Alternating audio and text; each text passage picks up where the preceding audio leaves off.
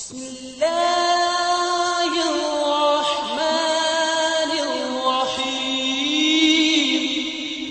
अलैकुम वरहमतुल्लाहि वबरकातुहू।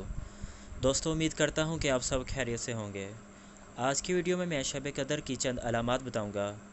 इससे पिछली वीडियो में मैंने शब कदर के बारे में चंद दिलचस्प मालूमात, शब कदर को शब कदर क्यों कहा जाता है और उसकी फ़जीलत बताई थी। उस वीडियो का लिंक मैं नीचे डिस्क्रिप्शन में दे दूँगा। तमाम दोस्तों से गुजारिश है कि उस वीडियो को ज़रूर देखिए।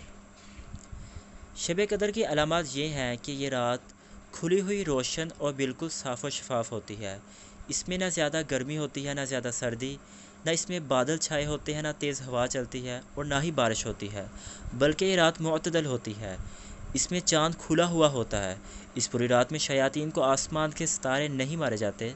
मज़ीद निशानियों में यह है कि इस रात के गुज़रने के बाद जो सुबह होती है उसमें सूरज बग़ैर शुआ के तुलू होता है और ऐसा होता है गोया 14वीं का चाँद हो।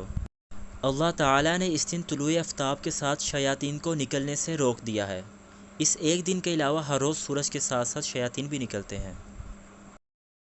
दोस्तों, अहादीस में है, जो शख्स इस रात को ईमान और इखलास के साथ शब बेदारी करके इबादत करे, अल्लाह ताला उसके साल भर के गुनाह बख्श देगा। तो अल्लाह ताला से दुआ है कि अल्लाह पाक हमें भी इस रात को सही तरीके से इबादत, तौबा, इस्तग़फ़ार करने की तौफ़ीक़ अता फ़रमाए और हमारे पिछले सारे गुनाह माफ़ कर दे।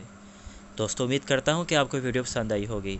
इसी तरह की अच्छी अच्छी वीडियो देखने के लिए हमारे चैनल को ज़रूर सब्सक्राइब कीजिए।